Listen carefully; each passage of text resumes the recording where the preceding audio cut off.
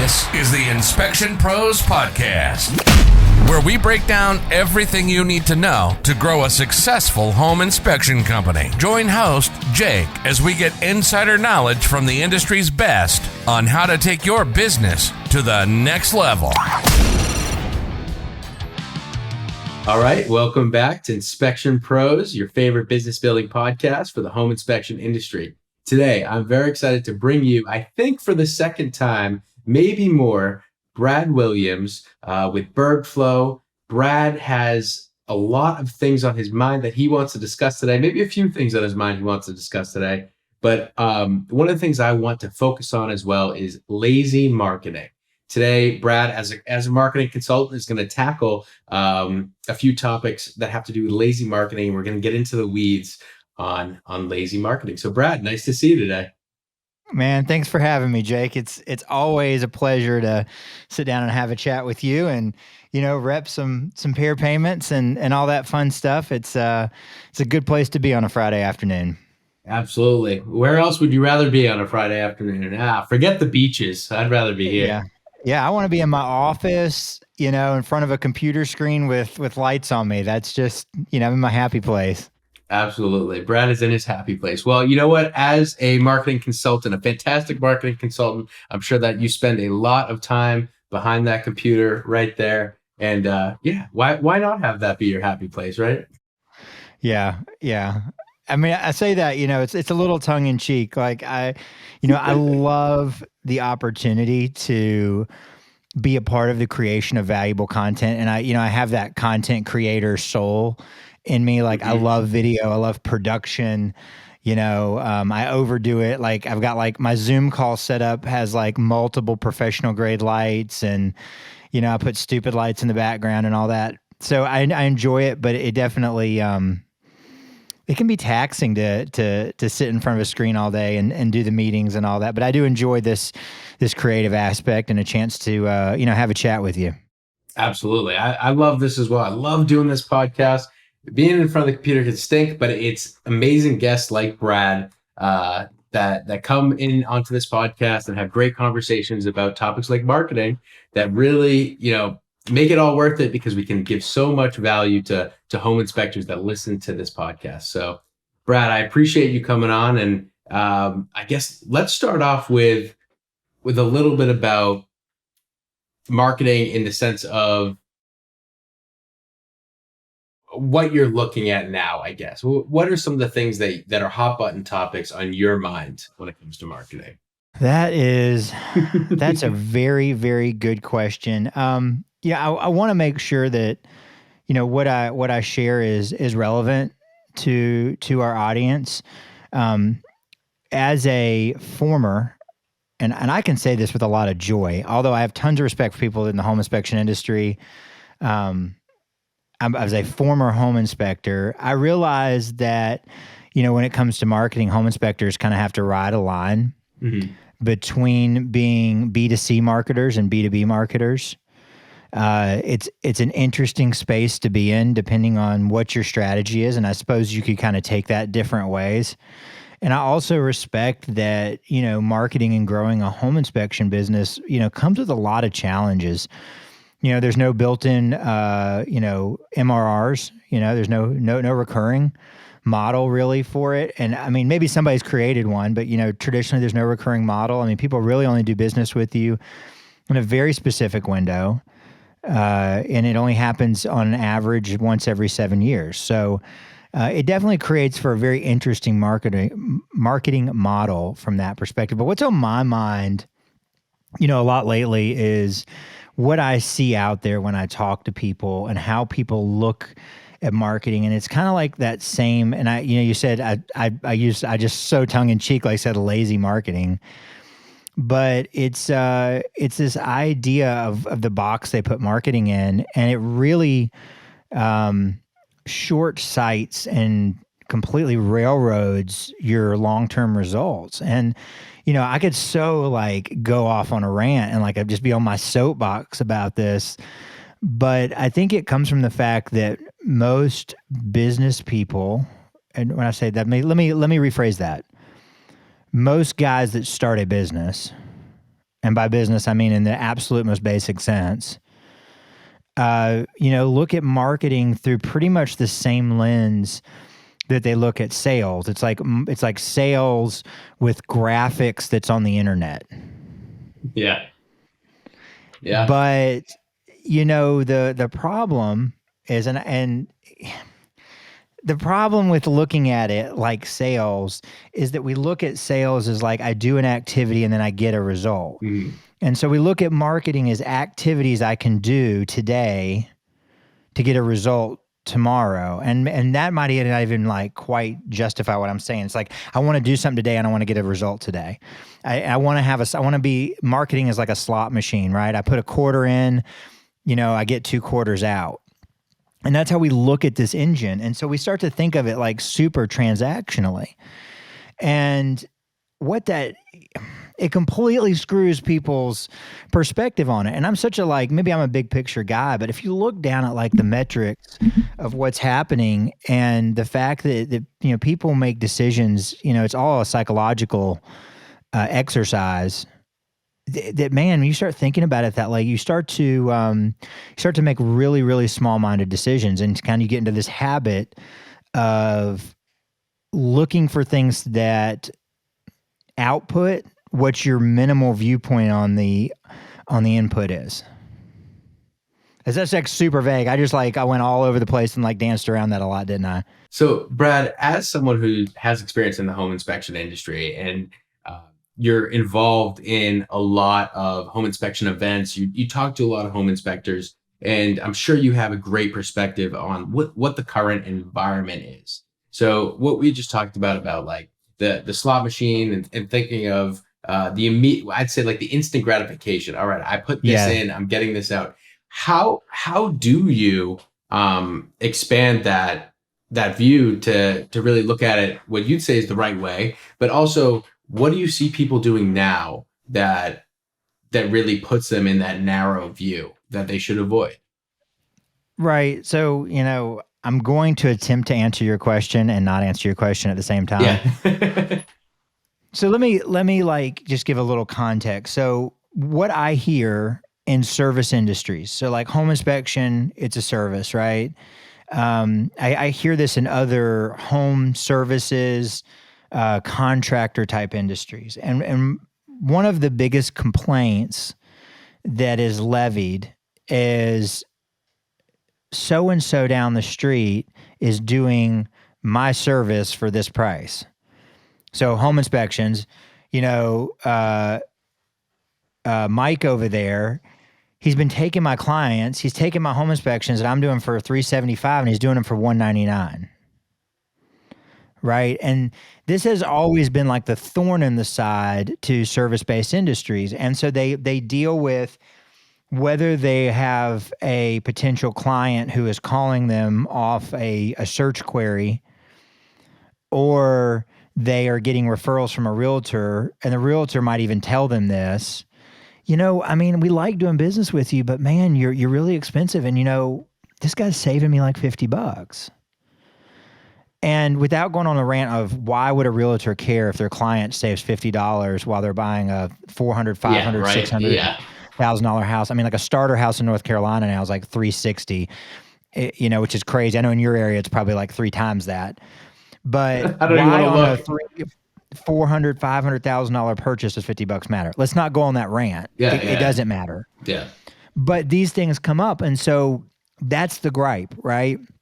And right now, like, we're kind of diving in over here in like the wash and clean industries, right? And it's a real big issue there because at least with home inspectors, they had to get a license. So that slows the process down of that type of competition. Yeah. In the pressure washing industry, they need, a couple $1,000, of equipment in a truck or a van, or they just put it in the back of their car or whatever, right? So it's real low barrier. Yeah. So every spring, all the new guys come out and do the $99 driveways, which is the equivalent to the $199 home inspection. Mm-hmm. Right? So that's the big gripe. So this is what we're coming up against, right? This is the problem that we find in closing deals. And so I share all this to say, when we're facing this problem, so what do? Well, we need to do more marketing, right? So that's always, we got to drum up more business, do more marketing.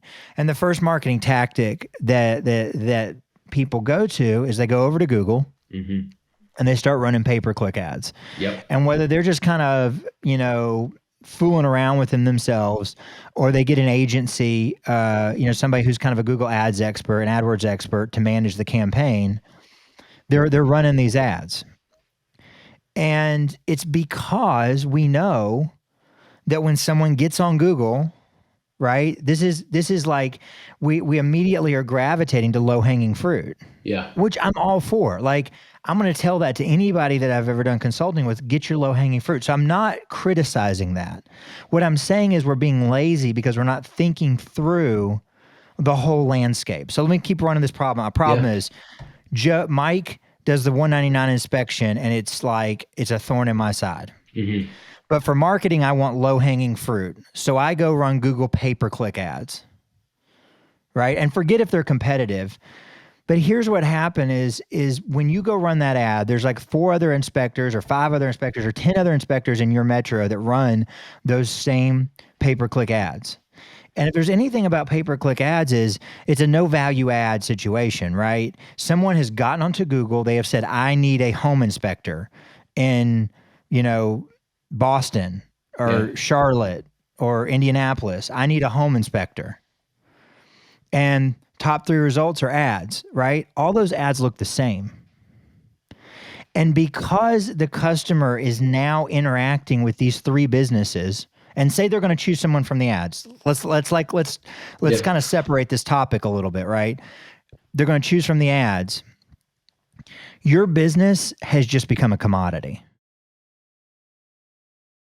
Because their first interaction with you and Joe and Tim's and Mike's business, it's a commodity. So what does the person do? They kick out their phone, they dial each ad, right? Mm-hmm. And so at this point, the only thing they know is that these 3 companies do home inspections and they call them. And so how do they gauge each of the 3 companies?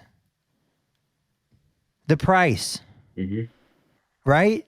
So what ends up happening is that's all they really have to choose on.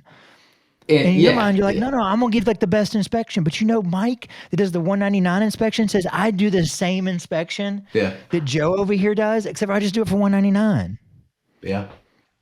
What are you going to say to that? So what you're doing is you're looking for this low-hanging fruit, but because you're interacting with people when they're ready to buy and you have done nothing else to build any type of differentiation or value, you became a commodity and the customer chooses on price. And that's just how it works. So do you use marketing to combat that? Well, you have to stop having to look at marketing as like a single activity. Mm-hmm. Marketing is a strategy that shapes the way someone thinks about a business, the value it provides, and what it's going to be like to do business with them, and most importantly, how their life is going to be better after they do business. Yes. That can't happen on a pay-per-click ad. Mm-hmm. And I'm not saying pay-per-click ads don't work. Yes. But what I'm saying is the guys listening to this are home inspectors. Yeah. And in most people's mind, home inspection is a commodity. Mm-hmm. So you can't win that pricing game in a pay-per-click ad. You can't improve your value there. Most of those ads are not even clicked on. And if they are, I mean, they're not going to your website and saying, maybe one feels nicer, maybe you can beat it there. But man, you're in the moment of someone is looking to make a phone call right now. So, I kind of look at that. And then I also think, well, what's happening down in that organic section down below, right? So what people really are looking at is, and the only metric they see when they search is your rating, right? How many 5-star ratings you have. So if you don't have a good presence there, you haven't dialed it in there, and you haven't done your work to show up in the at least the 10-pack on the Google, on the GMB, the Google My Business 10-pack. So at least your ratings and reviews don't show up. You have absolutely no value on those search results that you're paying for. And so I think this is like a big issue for any kind of service business, because you're always combating your differentiation when you offer the same product as anyone else. And so you have to combat that, like you said, I mean, with marketing, but you've got to take a step out there and say, wait a second, I might have to do a little more work so that people perceive what I do as valuable. Yeah. So Brad had just mentioned way prior about the other home services industries that we've had conversations about. And one of them was pressure washing. And we actually do a podcast. Pair Payment sponsors another podcast called Under Pressure in the pressure washing space. And one of the conversations— That's called cross promotion. Exactly. Well, if you're a home inspector that loves this podcast and the value we get out of the guests that we have come on that are experts like Brad, if you have a friend or a family member that runs a pressure washing company, go check out Under Pressure on all the major platforms. It's the same thing, but in the pressure washing industry. But I digress. The whole point there is that I just had a conversation with someone about the same topic for the pressure washing industry. And my next question to you would be, because I asked it there, is what does that look like? What is that next step other than pay-per-click? How do you make it so that someone just isn't comparing you just based off what they're seeing right in that search? Is it your website? Is it content you're putting out that educates your consumer, the customer at the end of the day? Or is it something else? So what we have to look at is your opportunity to differentiate. And we'll try to tie this back to home inspections because it's difficult. Oh yeah. I mean, I'm not gonna easy. lie, it's difficult. People don't shop for a home inspection for 2 months. I still have some ties to my dad runs the home inspection business now. So I still have some ties, and we do occasionally, I hear of calls that come in and somebody is like trying to figure out their inspection 2 months before they need it. But that's like maybe 1 in 100, right? A few of those happen in a year's time. So you are dealing with a short attribution window. So I think you have to really think about some being creative. So I want to give that caveat. But what I was going to say is, let's talk about it from like a strategic standpoint, because sometimes people's brains can kind of like, once they understand the thought process, you have to kind of put the creativity in. I mean, I don't have a magic bullet. I've got some things I can tell you that I've seen work, and I want to throw them out there because when I saw them work years ago, it got me interested in like becoming a marketing professional, but I didn't understand for a long time why they worked. So we'll get to that too, okay? But to start off with, I think we have to think about is the higher up or the earlier in like a customer journey that you intercept someone, the more opportunity you have to become valuable. So whatever that customer journey time is, whether it's a week or a day or a month or a year, and it depends on obviously the business you're in, but kind of sticking with home inspections, it's a shorter window. The higher you intercept them, the more time you have to value. The lower you intercept them, the more chance you have that they're going to be ready to buy today, which is why we do Google pay-per-click ads and why we focus on SEO. Now, I'm not saying don't do that. What I'm saying is doing that is not marketing. It is a tactic in conversion. Yeah. So it's not do it or don't do it. I'm not saying don't run pay-per-click ads. I'm saying that as a standalone strategy, it's never going to help you work out all the other issues like pricing and product bundling and all the other things that you can do to increase the value of your service. It's just going to drive people to pick up the phone and call you.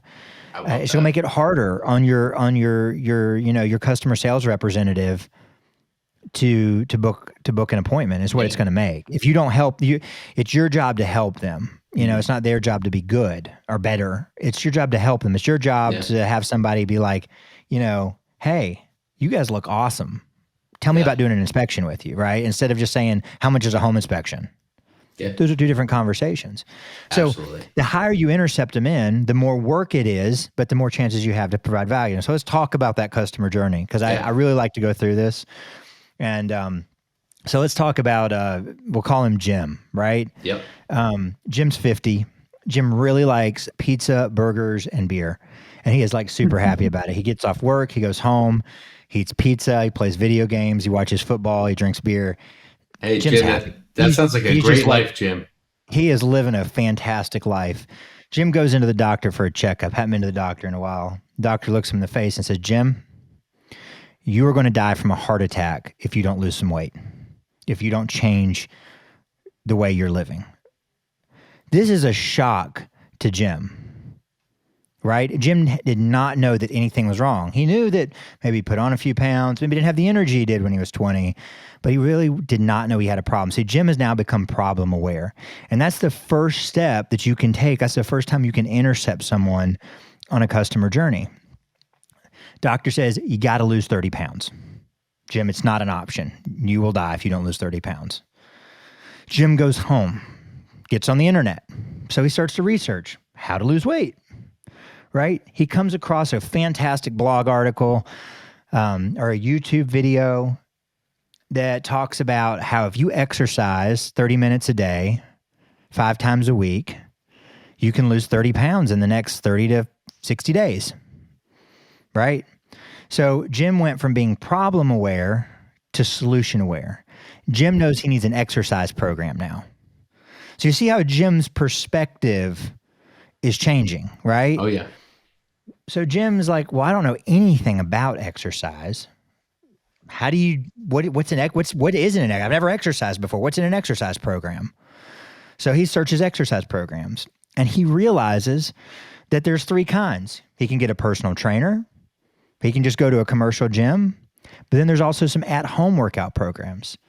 At this point, based on his comfort level and personality, Jim says, I think a home exercise program fits me. Can't really see myself going to a commercial gym, and personal trainers are, from what I can see, are outside my price point.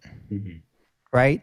So Jim is learning for himself what he wants through a journey, right? So now Jim has become he's become niche aware. So problem, solution, niche. Jim continues his research. But the reality is usually this doesn't all happen on a computer. Jim goes into work one day. His coworker Mike says, hey, they're having a conversation about this. Jim's saying, I want to lose some weight. Mike says, I bought a program called P90X and I loved it, and I lost like 20 pounds doing it and it wasn't too expensive. And Jim's like, oh, that's awesome. Right? So Jim goes home, looks up P90X. Now he's become product aware, right? He knows what product. And so Jim looks around for it. Well, he's been to their website and he signs up for a free, like a free trial workout, like a week's worth of workouts. Jim gets an email in his inbox or an ad on social or all the ways they follow us around now. And it says, buy P90X today only for 50% off. And now he's become offer aware. Mm-hmm. And so Jim is ready to buy at this point. But that journey is something that people have to go through regardless of the product, regardless of the service. Yeah. It happens. The amount of time that it happens over changes. Mm-hmm. Where people's state of awareness regarding your service as a whole, or your ideal client, the majority of your ideal clients are at different places in that journey, right? Like with home inspection, a lot of people, I'd say it's a nice mixed majority. Some people don't really know anything about a home inspection. A first-time home buyer may have never even heard that before till the realtor says, hey, you need a home inspection, because this is what's going to protect you from buying something that has a problem that you can't afford to fix, mm-hmm. or buying something that's a danger to your young child, right? So the realtor took her through those first 2 steps.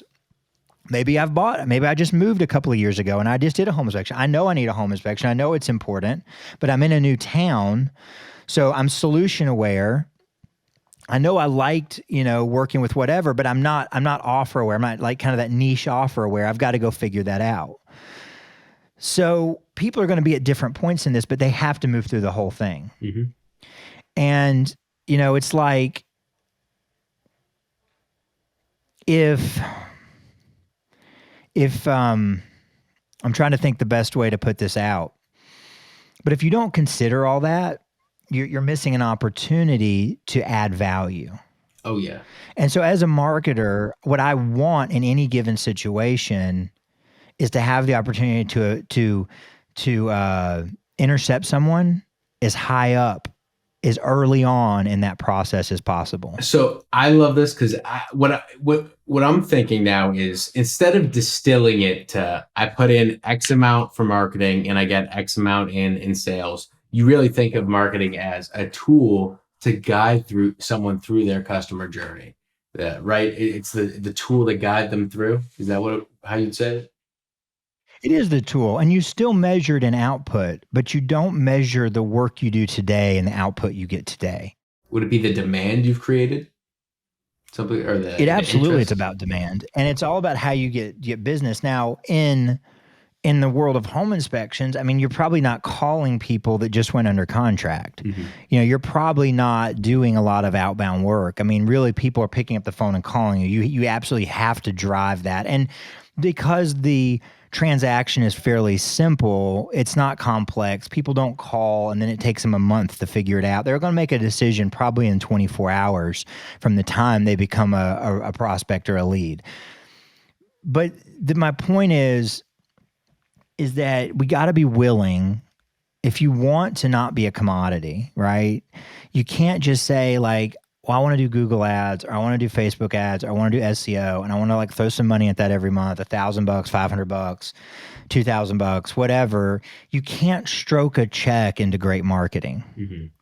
And the problem is each one of those people that you hire to do those individual activities, is their entire job is built around delivering you something very specific, right?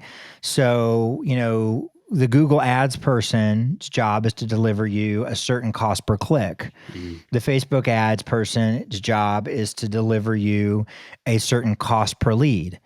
The SEO person's job is to deliver you a certain amount of website traffic or ranking on Google. And those metrics make a difference, but it leaves service businesses missing out on everything but the very bottom of the funnel. Mm-hmm. And, it's like, you got to meet people where they are. So let me kind of give an example. Yeah. Oh yeah. That was my next question.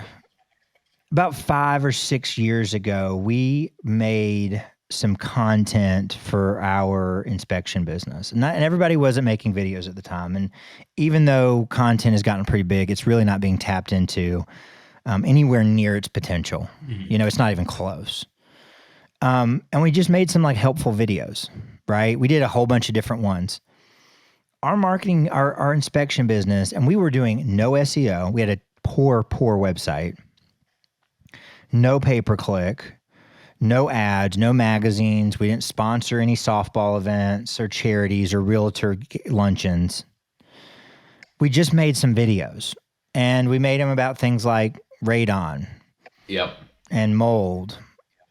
And we involved people who were experts in those fields to talk about it. And we made videos about what it's like in crawl spaces and what a pest inspector looks for. And we just put them out there.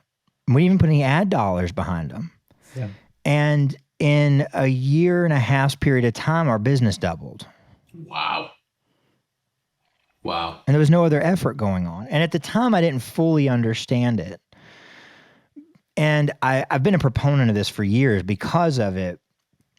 But what happens is when you're the person who intercepts someone earlier in the process, and it's not everybody that you're going to intercept, but you're intercepting people that are looking mm-hmm. to learn some information, all of a sudden we became an authority, right? All of a sudden we became trusted. And mm-hmm. there's a lot of reasons why video is a powerful medium for that. I think people just choose it. So I think if we just leave that simple, we don't have to dive into the top 10 reasons why video is a really good medium. Yeah. People like video. Yeah. And they choose it by like 82% of all internet traffic is video related. So that's what people want to see. Let's just leave it at that, right? Like, yeah. Oh, yeah. I think it's a good safe choice, safe bet. Agreed. So by putting this stuff out there, our business absolutely went up. Wow. It took like 3, 4, 5 months to really see any payoff though. And we didn't produce any more content. And it was even a couple of years after that. I didn't fully quit doing home inspections until a couple of years ago. But I mean, even to the very end, I would have clients come up to me and be like, I didn't think you were going to be here. You were on those videos I've been watching. Oh, it's so nice to meet you. This is so cool. Mm-hmm. And I'm thinking, one, why do you see the guy on the home inspection video as a celebrity? Right? Why are you excited to meet me? Yeah. You know, I talked about like an electrical box or something. But it has an amazing effect. Yeah. So you got to think outside the box. Now I also want to caveat that because this is the big part of the subject, because I know a lot of home inspectors today are doing videos, right? Mm-hmm. I see them on Facebook groups and all this kind of stuff. Is that our natural inclination as for home inspectors, and I'm going to generalize you so you guys can hate me and say I'm totally wrong, because I know there's guys that are business guys that don't do this. The average home inspector is a technician. Mm-hmm. And technicians like to nerd out on their craft. Yeah. That's just the way that it is. So what I see happen is I've been told I need to make video and content, but what I do, because I'm a home inspector and I'm essentially a technician, and there's nothing wrong with that. I don't mean that as in a degrading way. No, it's a good thing. An identity. You're a specialist. Yeah. Yeah. You have to be. Yeah. But the problem in the marketing world is that as a technician, I make content for other technicians. Yep. So most of the videos I see circulating in the home inspection world are home inspection videos for home inspectors. Yeah. So you're not speaking to your audience. And so that's like the second side of the coin when it comes to things. And we could do a whole podcast about this if you want, or I can rant about this as well. Oh yeah, we'll do that. We'll have Brad come back on. You cannot just check the box. Yeah. Go ahead, Jake. I'm sorry. No, I'll have to have you come back on about that, because that's so powerful what you just said. And for anyone who didn't catch that, what that means, what Brad's talking about is you have to understand who you're talking to. And in this podcast before, I think we might have had this conversation with you as well. It's like, obviously you need to know where your ideal client or customer is online and where to target them and look for them and post this content that we're talking about. But most importantly, you have to make sure that the information is, accepted, understood, digested in the way that you want it to be. Like what he's saying is, if you're speaking to me and using all the home inspection jargon and all the super technical stuff, I'm not going to understand what you're talking about. It's going to go right over my head. But if you're keeping me in mind, someone who's not a home inspection expert, someone who knows a little bit about the industry, then you have to talk to me as someone who knows a little bit about the industry and dumb it down. Yeah, and really have to, empathize with who you're trying to talk to. Put yourself in their shoes and say, all right, I know all this stuff. I know what everything's called. I know how everything should look, but like, who am I talking to here? How do I make it make sense for them? And I just think that's such a huge golden nugget there, Brad, because like on all your marketing material, if you're putting out stuff that's super technical and no one else is going to understand it, it's going to fall on deaf ears, right? It becomes really tone deaf, and this is an issue that all businesses deal with in creating content and creating a voice is living in their own little echo chamber. And for a home inspector, that's like a Facebook group with other home inspectors, and they share their video on that, and a bunch of home inspectors argue about it and comment on it. So it seems like good content. Yeah. But it's inside the echo chamber that's irrelevant to their audience. And whether or not their audience understands it, like here the blunt reality is they just don't care. They could not, I'm gonna keep my language in check, but they don't care. Fill in the blanks. Right? And so it's just like you said. I mean, when you said it back to me, what I just said, I was like, well, that sounds awful obvious. And yet that's not what I see. And that's not what I hear when I look at people. So here's a second mistake with content, right? And this is what I know today to be true about what we did all those years ago before everyone was doing video for their home inspection business or for their whatever business, was we also avoided the other mistake. First mistake, tone deaf. No one cares. Second mistake, they think that everything they put out is supposed to convert someone to a customer. Everything is not a sales tool. Let me say that again, because this is by far the biggest mistake that is made in marketing. And this is why companies, businesses, small, it doesn't matter, small, large, or otherwise, why their brand is so cheap. Because everything they put out there says, I'm super great, buy from me now. And that does not build any confidence, any trust, any reciprocity, any authority with your audience. You have essentially made a glorified commercial, and commercials are fine, but content is not commercial.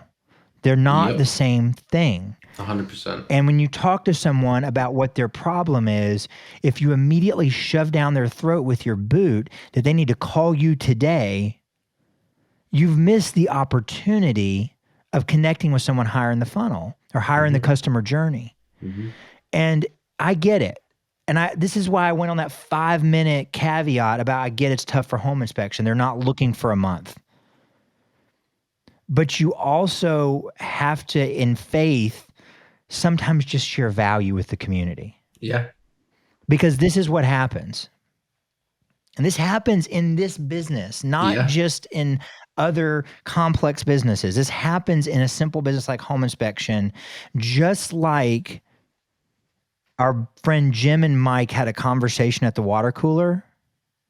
People have conversations outside of what's happening in your content and what happens on an advertisement, what happens on your website. And it's like, I've been doing a ton of studying and research over the last several months on marketing, and it's always done is reaffirm all these things I've learned to be true that I've all sometimes struggled to really lean into and have confidence in. Like I fall victim to like, everybody wants leads, so we'll give them leads. Yeah. And then when you do, the leads suck, and then they don't convert, and they're like, hey, these leads suck. And I'm like, well, but that's what you asked me to do. And so, I think that's the hard thing. Let's not talk about being a marketing consultant. Yes. So sorry. Go, if you have someone to ask me, or I can kind of like finish this thought. Yeah, finish the thought, and then I have a question for you. So what happens is you put a really interesting video out there, right? It's interesting to the consumer. And we're just talking about the consumer side of this marketing, right? Someone watches it because it shows up in their feed somewhere, right? They might tell, and their cousin is buying a house, and they might say, have you done your home inspection yet? And the person says, well, no, I haven't yet. I watched a video of this guy from such and such, and he was talking about this. It was really interesting. Let me see if I can find it and send it to you. And they send it to him. And then that person picks up the phone and calls you. So these kinds of things happen from content. And this is the part that you can't measure as easily as you can clicks on a Google AdWords campaign. And that's why people don't want to do it, because they can measure it cost me $10 per click or $13 per click. And then I got 10 phone calls, out of the clicks, 20% of the people called. Now those 20% of people, some of these people buy. And it's very easy to follow. So they think that they're doing marketing because they've got some numbers, they've got some metrics in there. But the reality is most people that call, they're terrible. And so what they end up doing is they pay about $100 per job, and it doesn't really even make sense anymore. If your average home inspection is $450, paying 20%, or 21, 22% per booked inspection, it really throws off your profit. You know what I mean? Like, it all of a sudden is like, well, I do Google and I do get jobs, but man, it's not enough. So go ahead. You can ask me your question before we kind of bring all that back around. Real quick, we're going to take a moment to hear a word from our sponsor, Pair Payments, and we'll be right back. The home inspection industry is highly competitive, and you need an edge to stay on top. You certainly can't afford to give profit away for no reason. But what if I told you credit card processors may be overcharging you and robbing you of profits you've worked hard to earn? It's time to put an end to being overcharged for payment processing. It's time to take back your profits. That's why we put together a free report, How to Avoid Being Overcharged by Your Payment Processor. Head over to takebackyourprofits.com, download the report, and put an end to being overcharged for credit card processing. You've worked hard for your sales, and you deserve to keep it. What are you waiting for? Go to takebackyourprofits.com and download your report today.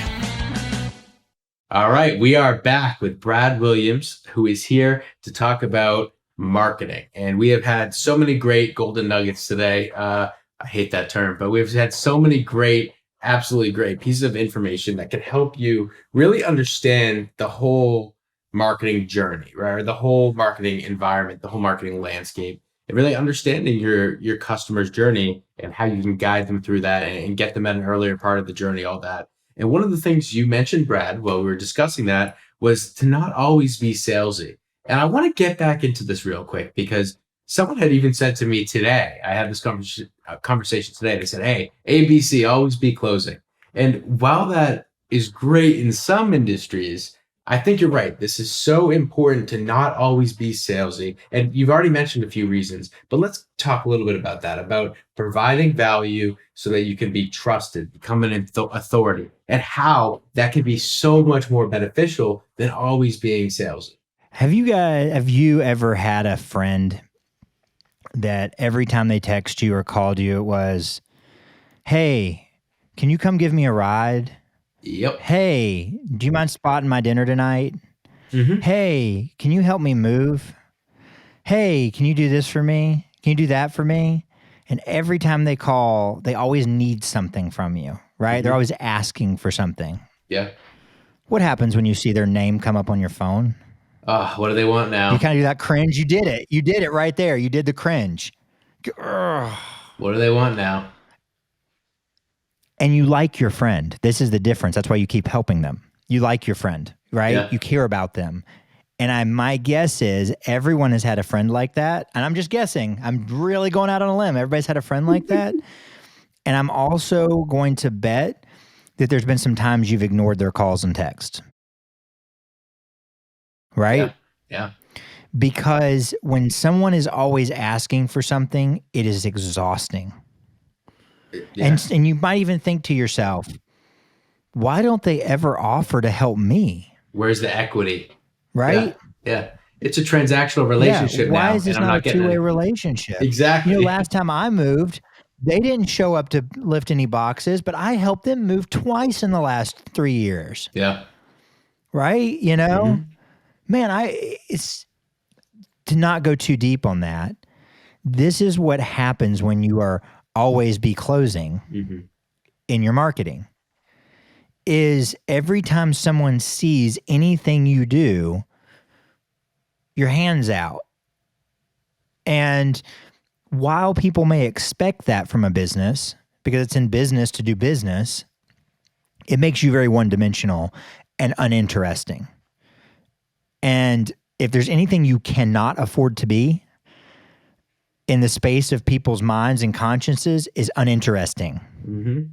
There's already 10,000 things. I mean, like my favorite statistic for years now is 5,000 commercial messages a day you have to compete with. And if yours is like everyone else that says, buy from me now, because you're afraid if you don't buy from me now, and I don't say that now, I'm going to lose the customer. Oh, yeah. You get toned out like the rest of that. Oh, yeah. That's why. Yeah. And you can't compete with the widgets. Oh, we have 20 widgets left and they'll be gone in 30 minutes. Yeah. Well, you can't. You're not. What the best brands know, and you have to make this work for you, right? Mm-hmm. You have to make this work in your strategy, in your world. But what the best brands know is that the best way to win is to create affinity, demand for your services, for your product. If you do that, people will come to you. Mm-hmm. If you do that, they'll pay you a price that you can continue to make a profit at. And the best way to do that is you're not going to dazzle them. Like, you're not Apple. Like, Apple cannot ask you to buy, but they flash like a $10 million commercial with like every fancy graphic known to man going on it, and like show the new iPhone in green. I've been seeing that a lot lately. Me too. And you're just like, oh, I want that iPhone. I mean, I've got the newest flipping iPhone. Why do I want the one in green? Because the commercial's so dang pretty. But for most of us in service businesses, our service ain't that pretty. Yeah. We don't even mow yards, so we don't even have like cool pictures to show with stripes. We're dudes with tool belt, right? You're home, you're a dude with a tool belt on in a crawl space. Hey, you can still make that sexy. I can't. No,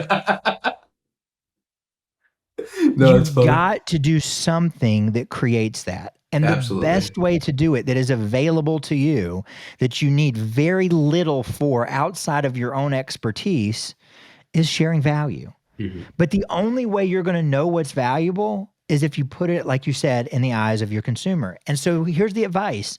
If you never did anything else, commit the next 6 months as regularly as you can, right? If that's once a week, twice a week, once a day, put something of value out and let your customers already told you what they want to know. They ask you every single day what they care about.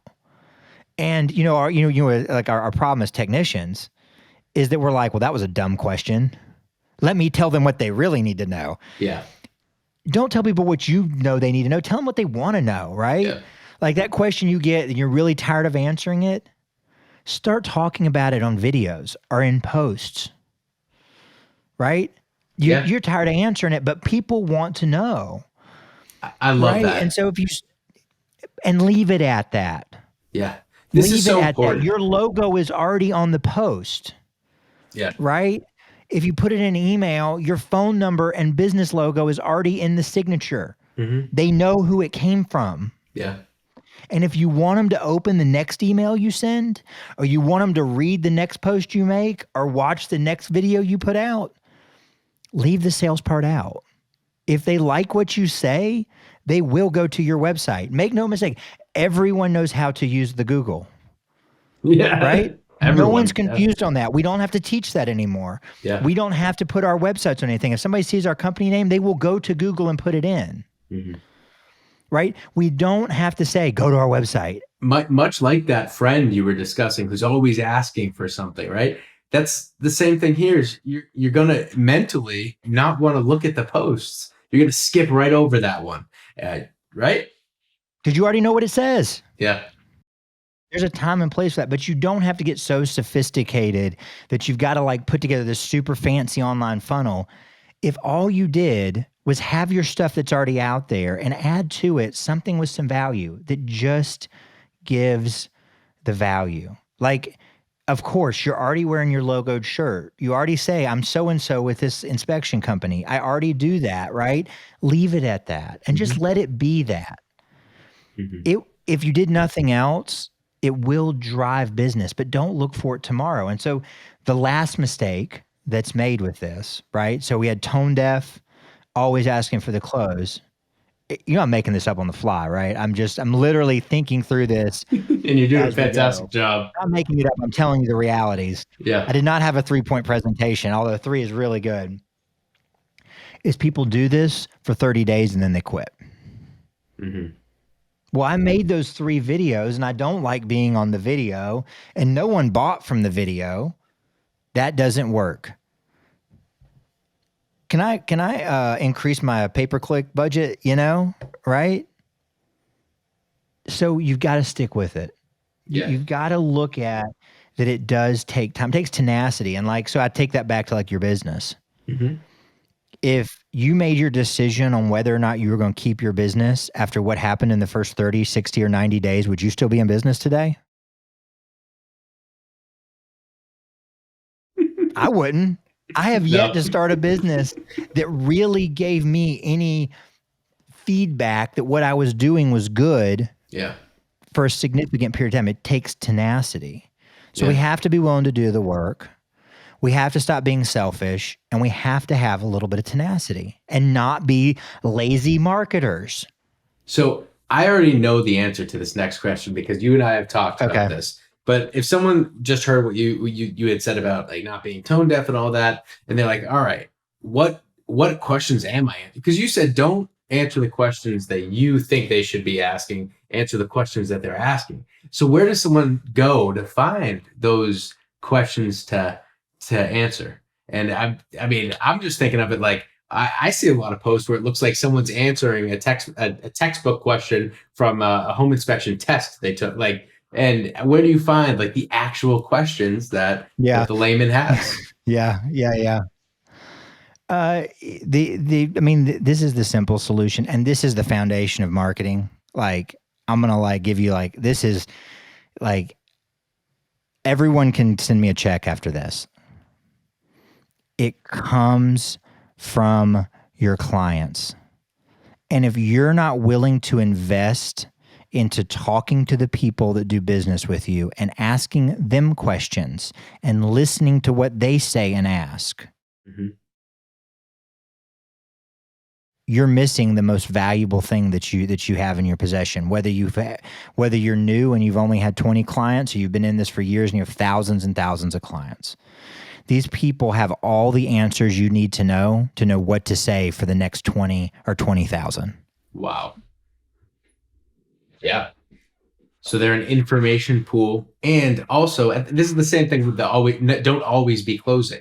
I mean, we've had people come on this podcast and talk about the power of follow up and how you need X amount of touch points to get referrals. Well, you don't have to make those touch points in like a contrived manner. You could do something natural with like this, right? Go ask questions and then they'd be impressed with how interactive you are and how much you listen and all that. And then they'll be like, hey, this guy, Brad, did a great home inspection. He was asking me all these great questions about what I needed, what I wanted to hear. And then they're going to go refer you to someone. It's not like your goal was referrals, but obviously that's a goal that's not like directly with this action. But it's just interesting to me that like you already have this information pool and it can also give you other benefits as well. So that I love that.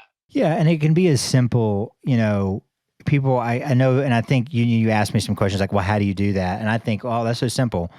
But you can pick up the phone and say, hey, after you've done an inspection, whether it's you or the person that answers your phones, I mean, goodness knows they're not answering your phones all day long, probably. There's probably some downtime. They could pick up a past client, whether it's 30 days old or 6 months old or a year old, and say, hey, this is so-and-so from ABC Home Inspection. We just wanted to check in. How have things been going in your new house? Mm-hmm. Right? It's a warm call. We're calling today because we want to continually improve our service. What did you like most? What did you find most beneficial about working with us? And that's actually your golden nugget, right? Like that really is the golden nugget. Because whatever it is you do well, you need to turn that up. Oh, yeah. Right? I mean, I'm not saying you don't mitigate the things you do wrong. And then say, if there was something that we could have done better, you can ask that. They're not going to give you an honest answer, so don't expect a lot out of that. And then it's like, did you learn anything during the home inspection that you didn't expect or that you ended up finding was really helpful? Man, you get asked a couple of these questions and you do this to a pool of people. The things you're going to get back will be all the gold you ever need to make content for the foreseeable future, right? Absolutely.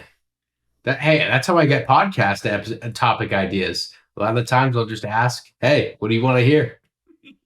It's fantastic. People want to tell you what they want to hear, and then you go do the work. I mean, that's how you win. Mm-hmm. So these are like basic fundamentals, and they're easy to do. And and I'm gonna throw out like an awful saying, but what's easy to do is also easy not to do. And I think it's a not do because our natural inclination is to say, well, that's not that important because it doesn't put food on the table today. Making the video doesn't put food on the table today. Making video doesn't help my payroll this month. Calling these old clients up and they don't give me referrals. And that type of thinking is really robbing you of the benefit that can come from it. So I hope that was helpful because I really didn't know where I was going to take that. I know that it was on my mind that like, I'm really tired of people complaining about pricing, but then their marketing strategy being Google pay-per-click. And it's just like, do you not see that you're literally shoving yourself into your own hole? Like you are your own problem with this. But I hope that can be helpful. I mean, it's just, I think it's very foundational. Mm-hmm. I'm sure that absolutely will be helpful in helping people understand how to look at marketing. And as Brad had said, we didn't have an exact plan coming into this podcast. Brad had told me that he had some marketing topics on his mind. And so I'm happy we were able to get into that today because we got a lot of really important pieces of information out of this. So Brad, if someone was going to go start this today and had never done anything thinking about marketing like this, what's the first stop you'd recommend for them, just for maybe ease, if they don't have the expertise or anything like that? Is it a blog post? Is it a video? Where would you recommend someone starts? I think video is so easy to do now, and it's so prevalent. I mean, there's nothing stopping you. I mean, I was teaching people to do video 3 or 4 years ago, and then it was nothing stopping you. Today, it's not even easier. You get better video out of it. You're not having to compromise. Yeah. I would say it's make a video, but reality, if you want to do better marketing, your first stop is understanding who your customer is. Mm-hmm. So I would say the first thing you need to do, if you want more customers and you want to drive more business, do it in the most organic way possible. Pick up the phone and start calling past customers and asking them questions. And if it feels right, you can always say, "Hey, do you know anybody that is needing that might be, might need a home inspection in the near future?" Yeah. If it doesn't feel right, don't ask. Just get the massive value that they gave you. I like that.